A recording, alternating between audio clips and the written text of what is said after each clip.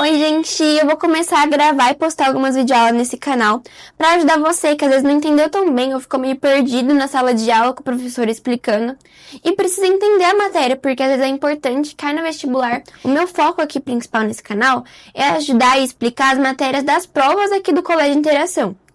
E tanto é que neste vídeo eu vou te ajudar aqui explicando matéria que vai cair na prova parcial do terceiro bimestre de Sociologia do professor Fred. Então vem comigo entendendo o humano. Enfim, a matéria que vai cair agora na prova de Sociologia é sobre o Karl Marx. E, para começar, quem que foi Karl Marx? Ele foi um economista, um analista da história, né? Um crítico político que escreveu várias obras, né? Bem polêmicas. Tanto é que eu quero ressaltar aqui que não é porque eu estou ensinando alguma coisa ou tentando explicar aqui que eu sou adepta a tal pensamento, a tal ideologia. Enfim, o Karl Marx, ele gostava muito de analisar a história. Ele gostava de analisar a sociedade e as coisas para entender como que as coisas funcionam, para poder transformá-las. Então, a partir dessas coisas que eu falei, eu vou conseguir explicar os conceitos essenciais do Karl Marx. O materialismo histórico dialético, que é a forma que o Karl Marx estuda a sociedade, a forma que ele pensa, que ele analisa as coisas, né? O Karl Marx, ele gosta de pensar as coisas baseada numa análise meio que científica. Vocês vão ver que o Marx, ele fala muito sobre capitalismo. Acho que a maioria sabe que o Marx defende o socialismo, né? O contrário do capitalismo. Mas antes dele ser contra o capitalismo, ele estudou muito sobre o que ele é contra. Então, ele estudou muito sobre capitalismo antes dele ser contra o capitalismo. Então, é justamente isso. Você tem que ter conhecimento das coisas para depois querer transformá-las, né? Então, você tem que unir a teoria com a prática. Então, justamente por isso que o Marx ele é conhecido como filósofo da praxis. Ele não era um filósofo nem sociólogo, mas as pessoas deram essas nomenclaturas para ele. O que é praxis? Praxis é uma palavra que vem, acho que do latim ou grego, que significa prática. Ou seja, Marx ele fala que a gente tem que unir a teoria, o conhecimento, junto com a prática. Então, não basta somente a gente saber sobre as coisas, a gente tem que também praticar o que a gente sabe para poder transformar o mundo ao nosso redor. Porque interpretar o mundo, todo mundo interpreta, todo mundo consegue às vezes entender. Mas transformar, aí já é outra história, muito mais complexa. E nisso eu também vou conseguir explicar para você sobre o materialismo histórico dialético do Marx. Marx, ele analisa a sociedade com base nas suas condições materiais ao longo da história. E ele vê que ao longo da história, a história é constituída de idas e vindas, contradições e superações. Dialética não foi o Marx que inventou a palavra dialética, foi o Hegel. E dialética é o quê? Você tem uma tese, ou seja, você vê um problema e aí você vai ver uma coisa contra esse problema, uma antítese, né? E aí, nisso, você vai elaborar uma síntese, uma solução para essa tese, né? Por meio da sua antítese. E é basicamente isso que Marx analisa na história. Por exemplo, vamos pensar na Revolução Francesa. Tinha um rei super tirano, super absolutista, que explorava o povo. E aí o povo estava... Esse era o problema, essa era a tese, né? E aí tinha uma desigualdade entre o rei e a sociedade, era uma contradição. Então, o rei estava super bem, esbanjando ali, comendo bem, e a população passando fome, numa miséria. Então, era uma contradição, né? Porque o rei estava assim, né? O rei, a classe dominante, super diferente ali da sociedade, né? A classe dominada. E aí, nisso, teve uma movimentação, a sociedade fez uma revolução, o povo se uniu, né? Os sans-culottes se uniram, e aí fizeram a Revolução Francesa. Aí sim transformou ali a sociedade daquela época. Ou seja, tinha uma contradição, foi superada. E aí fica assim. Aí do mesmo jeito vai sempre indo assim. A história sempre tem essas indas e vindas, contradições e superações. E é assim que Marx analisa. A história ela é formada por condições materiais que se modificam ao longo do tempo por contradições e superações nessa sociedade. E essas contradições e superações na história, elas são movidas por meio das classes sociais e da luta entre classes. A partir da propriedade privada, que o Marx vê como um grande problema para a sociedade, porque a propriedade privada gerou desigualdade social, gerou as classes sociais, né, divididas, onde uma classe é dominante, ou seja, ela tem mais autoridade, ela se sobressai, né, enquanto a outra classe ela é dominada. Por exemplo, um burguês é o dominante e o proletário, ele é o dominado.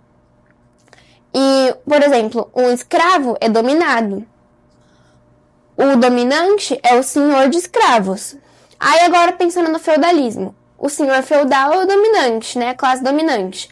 Aí os servos, né, os vassalos, são as classes dominadas. Então é bem isso. Então ele vê que cada classe ela tem um interesse diferente, ela tem realidades diferentes. E com isso, cada uma vai buscar defender os seus interesses. E ao longo da história, isso vai gerar lutas, né? Porque uma classe ela quer defender o seu interesse, a outra quer defender o seu interesse próprio.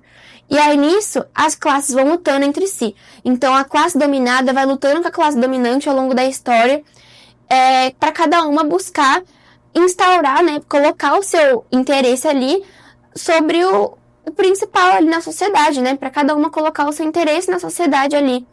Então sempre vai tendo lutas de classe na sociedade. E isso é o que move a história. Conforme o exemplo que eu dei, tinha luta de classe entre o rei e o povo, né? E os súditos. E isso é o que vai mover na história. Por exemplo, isso é o que fez acontecer a Revolução Francesa, né? Se a gente fosse falar de um jeito mais simples, né? Bem resumidão. A luta de classes é o motor da história. Ela que move a história. Então, a luta de classes plantou o fruto do Estado. Então, a partir dela surgiu o Estado, onde a classe dominante tem essa ferramenta para poder colocar os seus interesses ali na sociedade. Então, o que é o Estado para o Karl Marx? O Estado, com letra E maiúscula, ele é um instrumento, ele é uma ferramenta da classe dominante para manter os seus interesses ali na sociedade, como os interesses que prevalecem, os interesses que se sobressaem, os interesses dominantes. Então, o Estado ele é uma ferramenta para manter os interesses dos dominantes ali, funcionando ali na sociedade. E ainda nisso de classes sociais, né, as diferenças entre classes, que surge também o conceito de ideologia. Porque, por exemplo, a classe dominante, ela tem um conjunto de ideias, e esse conjunto de ideias vai circular ao longo da sociedade ali, e vai ser transmitido entre as classes, tanto a classe dominante quanto a dominada, que vão ter essas ideias. Então, até mesmo o conjunto de ideias de uma sociedade, ele é o conjunto de ideias da classe dominante. Então, a classe dominante, ela domina até as ideias e as formas de pensar que a sociedade tem.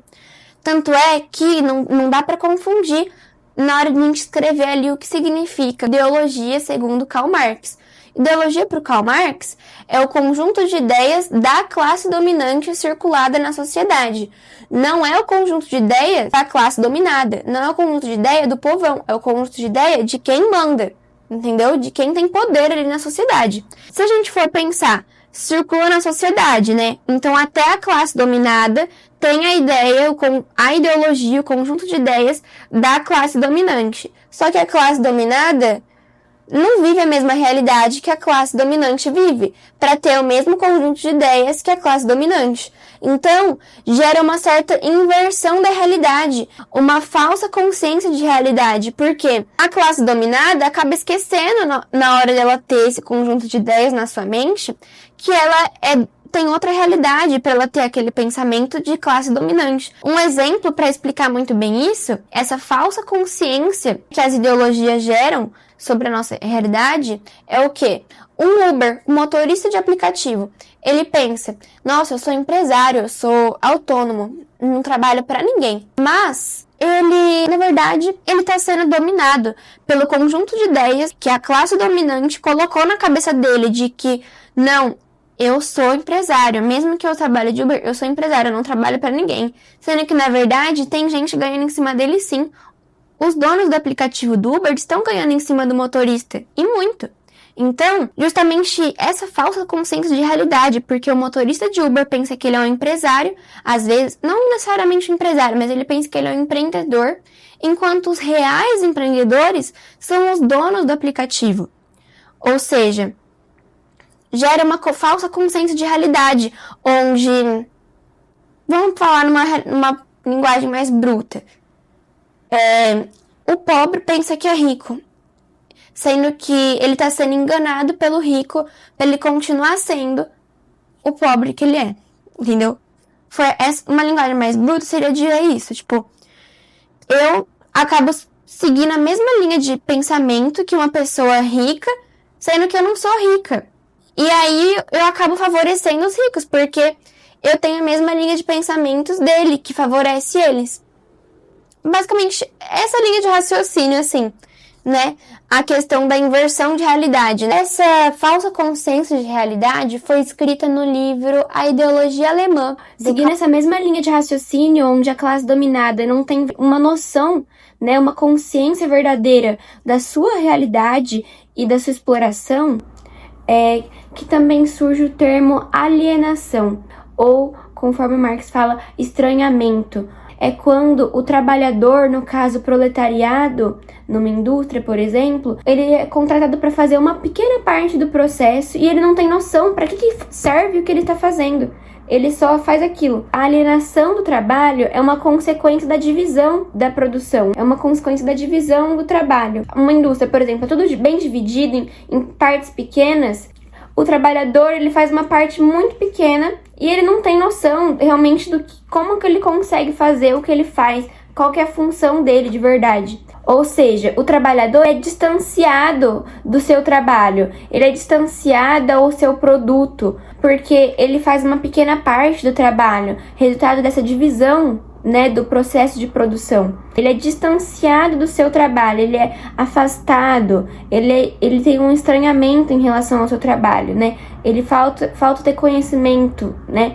Então, pro Marx isso é uma coisa muito negativa, a alienação, porque o trabalho pro Marx é o que forma o ser humano mais desenvolvido. E se o ser humano ele não sabe muito bem para que serve o que ele faz, ele se torna um servo da máquina, entende? Então o homem, a partir desse momento, passa a se tornar um servo da máquina. Ou seja, ele faz ali o processo ali, ele é só uma peça no processo de produção, as máquinas industriais.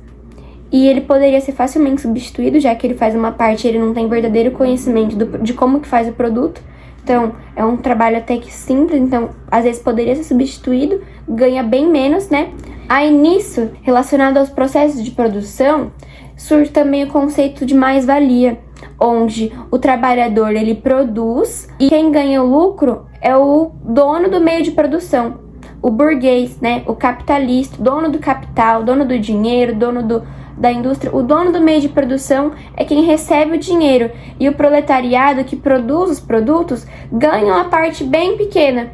Então, por exemplo, enquanto eu, trabalhador, trabalhei 8 horas por dia, o meu salário seria pago trabalhando 1 hora por dia, e os outros 7 foi lucro para o meu patrão.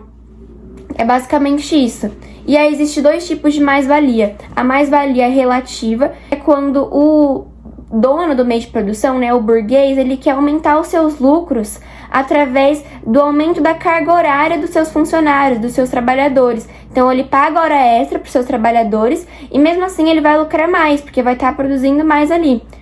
Ou existe a mais-valia absoluta, que é quando o burguês ele quer ganhar, né, mais, só que ele investe na maquinaria, ele investe na máquina, ele aumenta a qualidade do trabalho. Ao invés da quantidade de trabalho, né, do quantidade de tempo, ele investe na qualidade, né, ele investe nas máquinas ali. Então ele aumenta a máquina, ele compra mais máquinas. E aí isso aumenta a produção. Aí isso é a mais-valia absoluta, quando o burguês ele vai receber mais lucro investindo em mais máquinas, né? Investindo mais no meio de produção. Segundo Karl Marx, no mundo capitalista, as mercadorias elas passam a ter vida própria. Os produtos eles passam a ser vistos somente pela sua aparência, é isso que importa. O produto é visto apenas como produto, e as pessoas, né, os consumidores, compradores, esquecem da realidade por trás, esquecem de que tem uma essência por trás daquele produto, teve um modo de produção, um processo, onde às vezes teve até mão de obra escrava, e a pessoa não sabe, mas tá comprando aquela roupa, aquele gloss bonitinho ali, aquele tênis ali, o celular, né? E as pessoas esquecem, às vezes, que, por exemplo, em uma caneta, teve muito mais do que só a fabricação ali, montar a caneta na embalagem. Tem todo um processo por trás, e as pessoas esquecem disso. E isso é chamado de fetiche da mercadoria, que o Marx deu esse nome porque fetiche significa feitiço. Então a mercadoria, ela lança esse feitiço sobre nós, onde nós esquecemos a sua essência, olhamos apenas para a sua aparência, desejando a mercadoria. Então a gente tem um desejo pelas mercadorias, ou seja, a gente está sempre, né, consumistas, né, sempre consumindo mais. Nosso consumo, ele é movido à aparência da mercadoria, devido a esse desejo que ela nos gera. Então os produtos, eles passam a ter valores por si próprios, escondendo o trabalho e as relações humanas por trás daquela produção, né, ali. É uma ilusão típica da lógica capitalista que Marx fala que existe, né? Como saber como que uma sociedade é? O nível que essa sociedade está, a sua forma de organização, como saber? Para Karl Marx, basta você olhar para o modo de produção dessa sociedade, já que Marx, ele analisa as condições materiais de uma sociedade, né?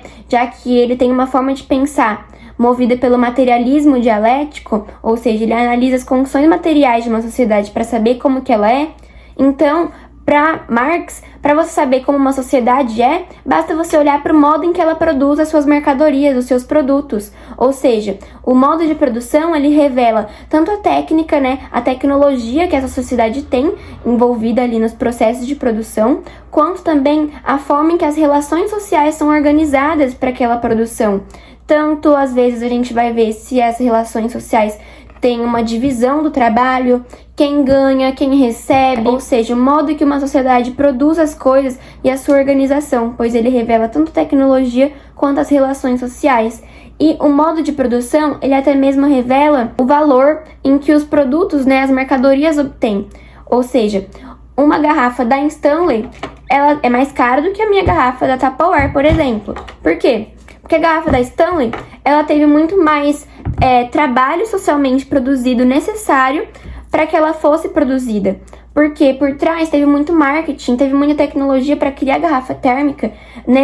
Muito investimento para produzir uma marca. E tudo isso gera o valor de um produto. Então, para Karl Marx, para você saber se um produto ele tem mais valor, o que explica o valor de um produto é justamente o trabalho humano por trás da sua produção. Além disso, existem duas formas de valores que os produtos podem ter, segundo ele, que são o valor de uso, que ele é mais de pessoa para pessoa, ele é mais pessoal, onde depende do uso que eu tenho daquele produto e às vezes do significado para mim.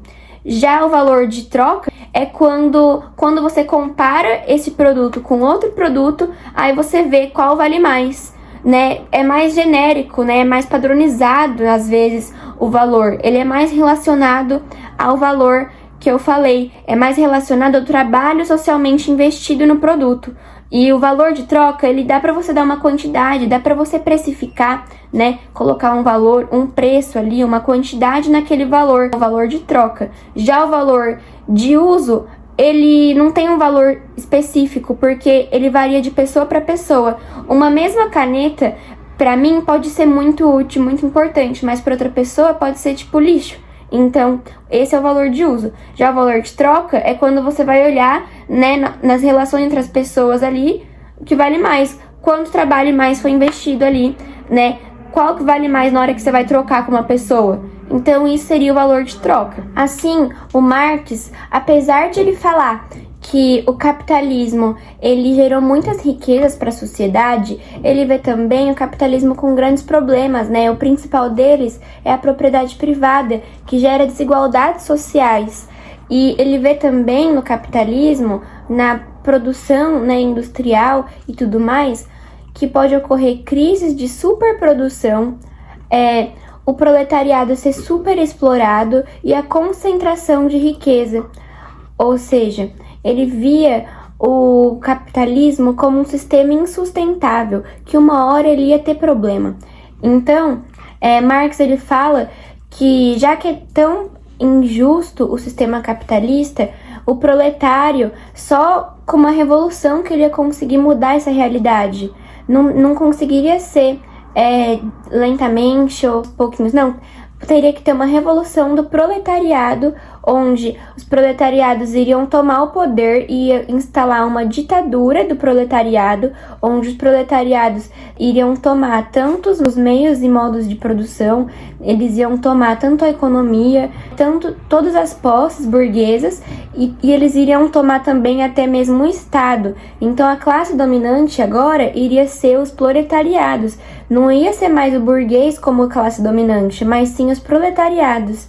E dessa forma ia ocorrer então uma ditadura do proletariado, ou seja, o proletariado está fazendo uma ditadura e tomou o Estado para ele, porque para evitar caso os burgueses se revoltem, né, e acabem com essa organização. Aí assim, teria essa ditadura em que os proletariados, eles tomam o poder, tomam o Estado e eles controlam tudo assim por esse tempo, controlam todas as propriedades, né, o Estado controla tudo, para prevenir que os burgueses não se revoltem contra essa mudança na sociedade e não volte a ser tudo como era antes, capitalista.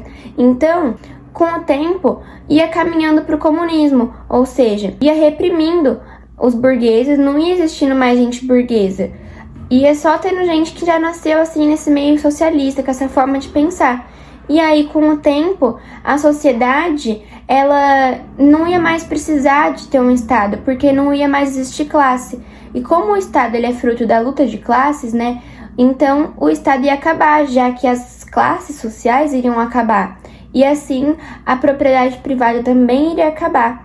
E aconteceria o comunismo, onde as pessoas vivem em comunidade, com tudo igual, sem propriedade, e seria uma sociedade mais justa e igualitária, segundo Karl Marx. Então, na sua obra, o Manifesto para o Partido Comunista, ele faz esse manual para atingir o comunismo. Então, tem essas fases, né? Primeiro tá o capitalismo, aí o proletariado faz uma revolução para atingir o socialismo. E aí, durante o socialismo, tem uma ditadura em que o proletariado faz.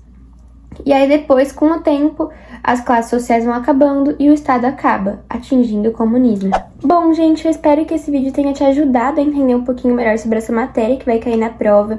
Espero que você tenha conseguido entender também. Se você quiser acompanhar mais sobre os vídeos que eu for começar a postar aqui, é só se inscrever aqui no canal, pode curtir também.